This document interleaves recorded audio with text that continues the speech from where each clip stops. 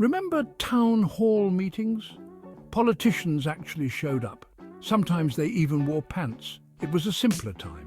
People got their news from newspapers, and if they were feeling fancy, those massive wooden radios. Fast forward to today, and it's a whole new ball game. We've traded town halls for Twitter, newspapers for news feeds. Political discourse now unfolds in 180 characters or less, often with a healthy dose of emojis. This shift from traditional media to digital platforms has fundamentally reshaped how we engage with politics. It's faster, messier, and frankly, a lot more confusing. But one thing's for sure, it's given ordinary citizens a level of access and influence previously unimaginable. Social media has become the ultimate public square.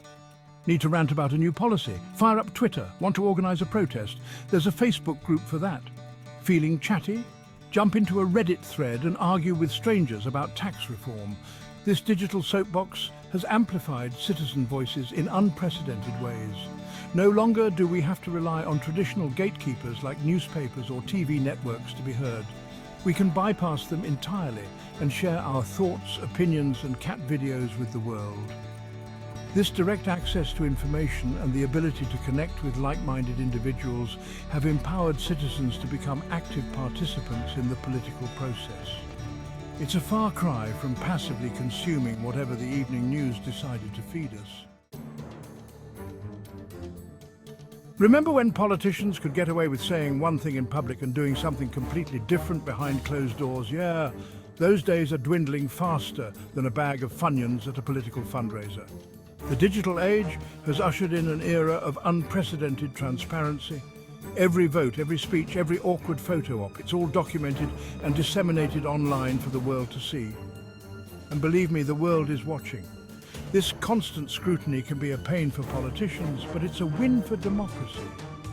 When those in power know they're being watched, they're more likely to think twice before pulling any shady shenanigans.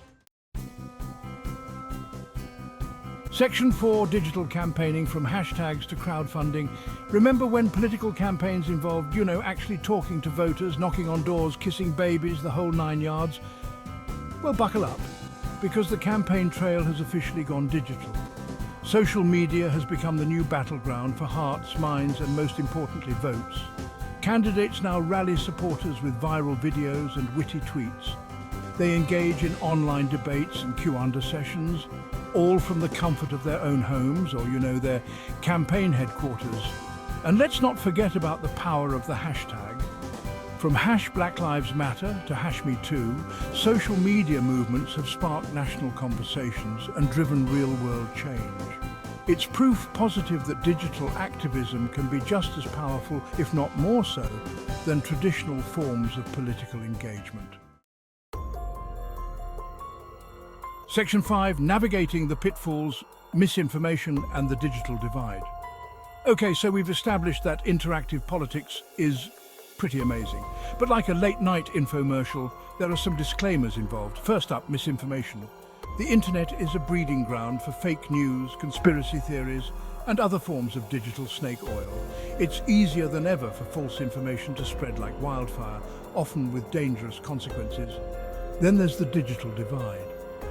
Not everyone has equal access to the internet and technology. This lack of access can exacerbate existing inequalities and prevent certain communities from fully participating in the digital public square. Section 6, a future of informed engagement. So where do we go from here? How do we harness the power of interactive politics while mitigating its risks? The answer, my friends, lies in education. We need to equip ourselves and future generations with the critical thinking skills necessary to navigate the digital landscape. We need to be able to distinguish fact from fiction, to identify bias and manipulation, and to think critically about the information we encounter online. The future of politics is interactive. It's messy, it's noisy, and it's constantly evolving. But by embracing digital literacy and critical thinking, we can ensure that this new era of political engagement is one that empowers us all.